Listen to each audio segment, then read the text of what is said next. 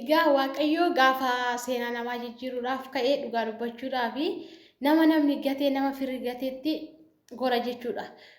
Keessattuu baroota kana keessa namoonni baay'een haalaan nama madaalanii, bifaan nama madaalanii, qabeenyaan nama madaalanii, karaa hedduu nama madaalanii nama dhiisuuni. Garuu Waaqayyo kana mitiini.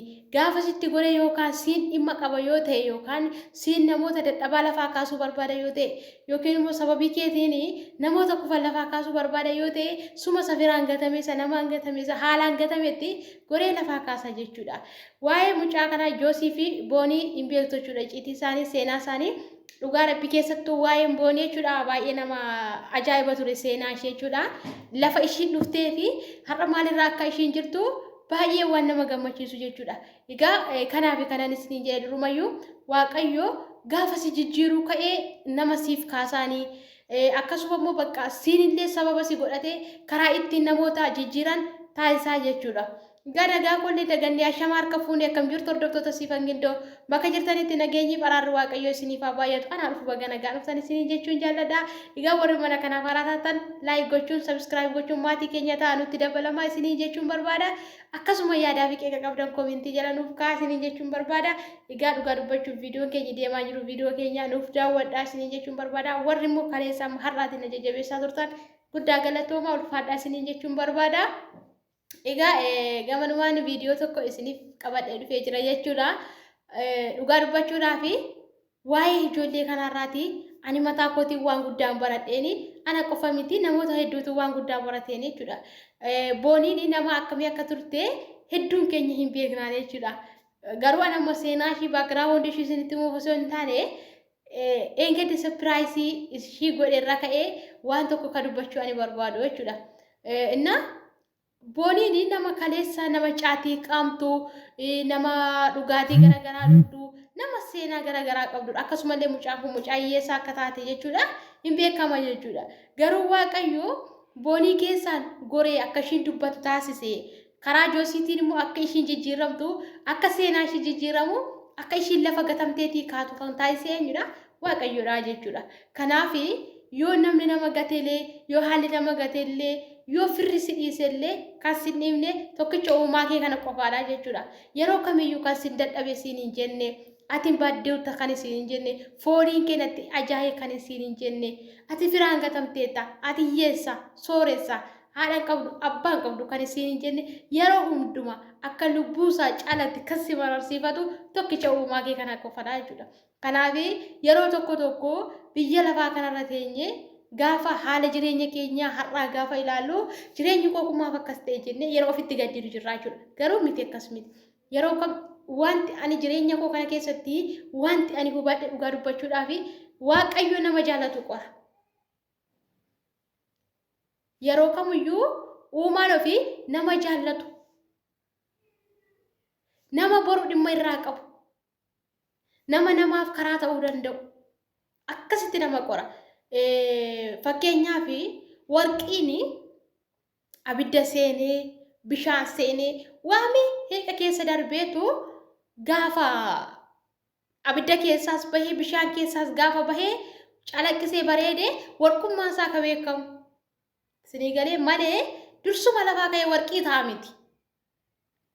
Sababni isaayyuu gaafa fakkeenya akkasitti warqii tokko gaafa lafaa argine hin cobbotamu taanaan hin rukutamu taanaan hin tumamu taanaan bu'aa bayii kana keessa hin darbu taanaan nutumti kun warqiidha jennee fuunuun gannee deemna. Garuu immoo warqiin gaafa toltolee bareede immoo warqiidha jennee fuunaani nutumti kun.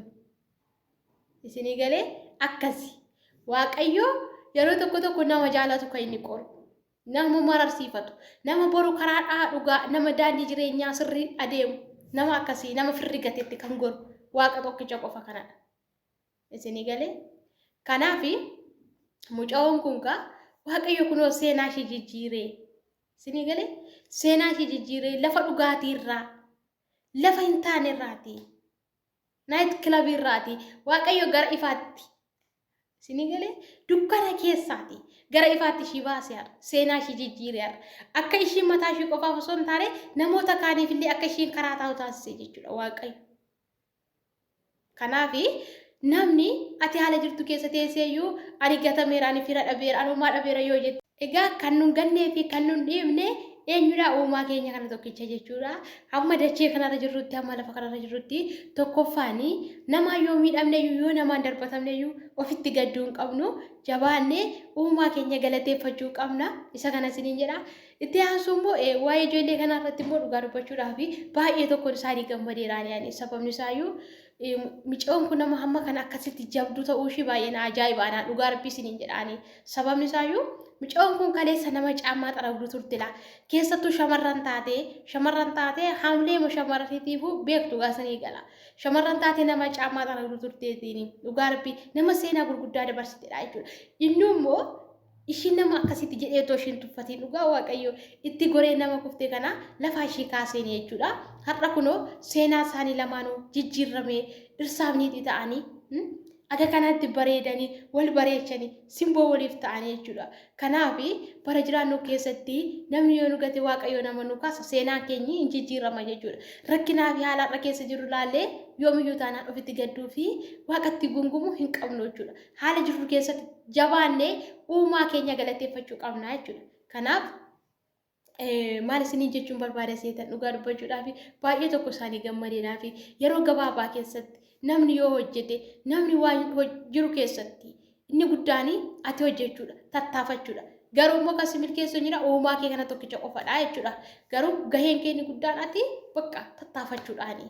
Kanaaf jabaatanii dhugaa rabbii kunoo aamlee walii ta'anii osoo namoonni baay'een jecha isaanitti darbatu akkamo goleen isaanii bootoo taasisu namni isaan maa kana isaan irraan ta'e dhugaa dubbachuuf jechuudha. Koomentii isaanii baay'ee wanta nama jibbisiisudha waa hedduudha jechuudha. Kanaaf osoo jecha namaa hin dhagahin waliif kafana ta'anii wal dhoskanii har'a kunoo bakka guddaatti ba'anii dhugaa waaqayyo dubbachuuf wanti kana caalu nama gammachiisu jira jedhee hin yaadu akka kootte jechuudha. Sababni isaayyuu har'a mana suuraa kana banate yoo waaqayyo isa gargaaree ji'a kana ji'a lamaan kana waggaa kana mucaan kun nama namootaaf ta'udha jechuudha. Isinii galee namni rakkate irra dhaabbatee darbuudha jechuudha mucaan kun. Kanaaf yeroo kamuu taanaan jireenya jiraannu keessatti abdii kutachuun nurraa hin barbaachisu. Abdii kutachuus hin qabnu abdii kutachuunis nurraa hin barbaachisu. Isinii galee kanaaf baay'ee tokko na gammachiisan anaan dhugaa waaqa baay'ee tokko isaanitti gammadee jechuudha. Osoo namoonni haamlee isaanii buusuudhaaf wantoota danuu isaanii jedhuuti didanii kunoo mul'atan. Osuma mortuun abbaan horti jedha Oromoon gaafa mammaaku. Kanaaf osuma namni jecha asiif achiin darbatuuti osuma namni waa baay'ee jedhuuti har'a kunoo nama ta'anii jechuudha. Yeroo tokko dhugaa waaqayyo dubbachuudhaaf irreen abbaa ormaa sirra jiraachuun gaariidha. Gaafa isiniin jedhu jecha lagaa yookaan jecha namni siin jedhu siin jechuun gaariidha. Si cimsa, si jabeessa malee jechuudha. Tokkollee duubatti sin deebisu. Anamma akka kootti akkasi. Namni gaafa waan hin taane naan jedhu gaafa jecha hin taane natti darbatu dhugaa rabbii bakka ittoo na jabeessa malee amma nama tokko yoo lolee ani mataa kootiin nama tokko yoo lolee namni sun yaada gaarummaatii yoo natti dhufe dhiise baqqaan waa'ee nama suni garuu jechuudha namni sun hillikiidha yoo natti dhufe jechuudha tasumaa dhiisuu hin danda'u hamman wanta yaade suni bakkaan ga'utti jechuudha sinii galee kanaaf waan fedheefiyyuu dhugaa waaqayyo dubbachuudha kunoo namni diinni kee si dhiibee si baasa gara gaariitti malee si kuffisu deebisee. Gaafa ati ka'uudhaaf qajeeltu diinni kee gaafa jecha asiif achiin darbatu si jabeessa malee tasumaa duubatti si deebisuu hin danda'u. Kanaaf namoonni baay'een keenya immoo maal goona jecha namni nuun jedhe laallee haala namaarra dhaabannee yeroo itti haamleen keenya nu cabu wanta kaayyeeffannee illee duubatti deebinu jiraachuudha. Tasumaa ta'uu qabu. Duubatti deebi'uun nurra hin jiraatu. Isinii galee waan fedhe yoo ta'e wanta hojjettutti karoorfatte taanaan karoorfattee hojjechuudha bakka. Malee duubatti deebi'uun tasumaan barbaachisu jechuudha. Isinii galee kanaaf dhugaa dubbachuudhaaf egaa argitan akkuma eengaddaatti fataa jedhanii gaafa mana eebba isaanii eebbisiifatanii waaqayyo isaan gargaaree garuu immoo dhugaa dubbachuudhaaf namoonni tokkos immoo namni haala laalee bakka isaanii hafillee jira jechuudha. Isaanis namoota baay'ee qeeqaniiruuni isaan kun famasii ta'anii iddoo keenya hafanii maal kan jedhanii qeeqaduu baay'eetu jira ture garuu jechuudha. Garuu immoo waaqayyo isaan milkeessee milkaa'anii bareedaniiru jechuudha. Dhugaa dubbachuudhaaf gaafas qalabaxii kan warqii kaduraa itti godhellee jechuudha. Qalabaxii warqii isa guddaa ishidhaa bitee jechuudha. Dhugaa waaqayyo wanti kana nama caala nama gammachiisu maaltu jiraan?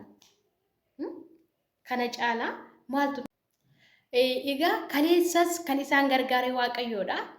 Lafa namni hin beekne ishii gatamtu kan hundumtuu bira darbee fuudhee nama isaan taasisee har'as immoo haala kana keessatti kan isaan gargaare eenyudha? Waaqayyoodha jechuudha. Dhugaa waaqayyoo dubbachuuf isa ijoollee kanarraa dhugaa dubbachuuf ani waan guddaan baradhaan. Ana qofa miti namoota waan guddaa barataani. Sababni isaayyuu seenaa micoo kanaa kaleessa namoonni danuu hin beekaniini.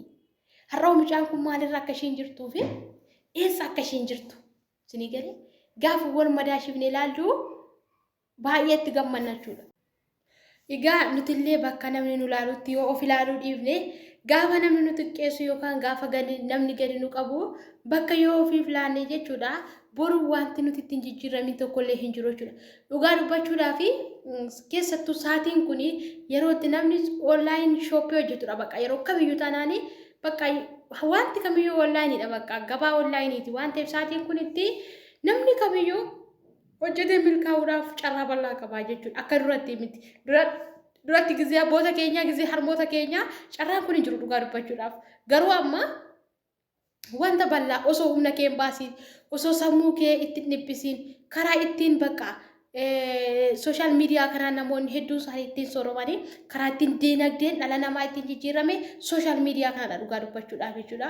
Innaa akkuma kana sooshaal miidiyaan kun isa jaarsa dhabeefillee jaarsa kenneera. Isa homaa dhabeefillee isa birrii dhabeefillee birrii kenneera. Waa hedduudha bakka. Isinii galee karaa sooshaal miidiyaa kanaatiin namoonni tuffatamaniiran illee ol ka'aniiru jechuudha.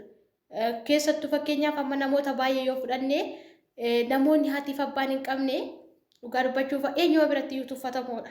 Eenyuma biratti jechuudha. Garuu immoo yoo namni sun jabaatanii jechuudha namni sun yoo jabaatee hojjete har'a fakkeenyaaf himee raachuu fudhannaani. Raachuun nama haadhaaf abbaa hin qabnedha. Garuu immoo raachuun jireenya inni kaleessa yeroo ijoollummaa isaa keessa jiruu fi har'a gara sooshaal miidiyaa kanatti erga dhufee erga maqaan isaa kun beekamtii argateeti garaagarummaa guddaa kan inni qabu laala. Isinii galee kanaaf wanta hojjennu keessattii fi wanta goonu hunduma keessatti ija jabinaa yoo jabaanne hojjenne amma dhugaa dubbachuuf mucaan kun waan jabduu taateef waan ija jabduu taateef kan isheen waan jettee jechuudha. Isinii galee boontuun waan jabduu taateef gaafa namni ishee arrabsus gaafa namni suuraan taane fuudhee isheetti ergus gaafa namni waan hundumaa isheetti ergu maaf kana gootan jettee guyyaa tokko miidiyaa irraan banneeni maaf namni na miidha maaf namni na dhiiba jettee guyyaa tokko miidiyaa irraan banneeni because hojii isheeti jireenya isheeti karaa jijjiirama ishee sirriidha waan ta'eef jechuudha. Bakka gaafa gara sooshaal miidiyaa kanaatti dhuftee mucaan kun nan hojjedha nan jijjiirama namaan ta'a karaa kana jettee akkasitti of kuttee dhufte waan ta'eef jechuudha. Kanaafiyyuu dhugaa dubbachuudhaaf baay'ee jechuudha. Ijoollota keessattuu sa'aatii ammaa kanatti warroota ijoollee sooressaa miti kan bakka qabu dhugaa dubbachuuf. Kaleessa eeggadda ijoollee warra sooretaa kabajamaa maal jedhama. Amma garuu akkas miti. Barichi bara akkamii ta'eera? Bara itti inni dadhabee lafaa itti ka'u ta'eera jechuudha. Isinii galee gaafa akkana isiniin jedhu sa'aatii ammaa kana amma duratti hiyyeessa keenyaaf bootaan hin kennamu hiyyeessaaf namni nullee quba qabu tokko illee jiru. Amma garuu akkas miti waan ta'eef isinii galee amma ati ofii kee teessee ati nama jabaa taate hojjetachuudhaaf carraaquudhaaf wiyyummaa keessa jirtu keessa dirree kana fakkeenyaaf amma gaafa biyya kana dhufee hojjechuuf fidhamtiire akkuma kana bakka jirtutti jabaattee yoo hojjette eenyuma caaltaa eenyumaan kabajamta dhugaa dubbachuudhaaf tokko namni hamma danda'u yoo hojjete ija waaqayyoo duratti illee firiinsaa gaarii ta'aa fi akkasumallee ija namaa fuulduratti illee fidhatama guddaa qabaa jechuudha. Kanaaf kana isiniin jechuun barbaada dhugaa rabbii dubbachuuf ijoollee kanarraa waa hedduu waan guddaan baradhee jechuudha. Ani tokko waaqayyo hammam akka nama jaalatuu fi waaqayyo lakkaa nama jaalatu akka inni qoru ani kana isaarraallee baradheera. Akkasuma immoo lakkaa namni ani fakkeenyaaf har'aa rakkina keessas taa'ee dhukkuba keessas taa'ee yaaddoo dhiphina garaagaraa keessallee yoon taa'ee waaqa kanatti yoon gungumee gatii qabu. Garuu immoo lafa jiru keessa jiraadhee jechuudha. Waaqa koo yoon galateeffadhe yoo waaqa koo ofirratti waame waaqayyo isa nuti jilbeeffannu qofaa miti. Keessa garaa keenyaa waan beekuu fi wanta uumaa keenya faana yoo gungumne yoo isa faana riileeshinii keenya godhanne lafa kufne kan namni nu bira darbe kan lafaa nu kaasu isadha jechuudha. Amma dhugaa dubbachuu fi jireenya biyya keenyaa keessatti hin beekna. Shamarran tokko amma gaafa caammaa xaragdee shamarran mitiinti. dhiirri tokko gaafa caammaa xaragee ilaalcha akkamii akka qabaniif hin beekna midaniin keenya beekna bakka baay'een keenya garuu immoo waaqayyoo gaafa karaa namaaf si taasisuu barbaadu gaafa jireenya kee jijjiiruu barbaadu karaa dhuma tokko dhufee jireenya kee jijjiiraa jechuudha. Innaan dhugaa dubbachuu fi baay'ee mucoon kun baay'ee nama cimtuu fi namni immoo waa baay'ee jedhaani dhugaa dubbachuu waa baay'ee jedhaani garuu nama baay'ee cimtuu fi nama baay'ee gubuusi fakkeenya shamarraniif ta'uu kan dandeessu mucoon kun eenyumtuu shamarran caammaa xaragdee jiraattu duratti jechuudha amma garuu rakkoo qabu. Kanaaf viidiyoon kun irraa kana fakkaata yoo isin tole laayik gochuun dagatinaa.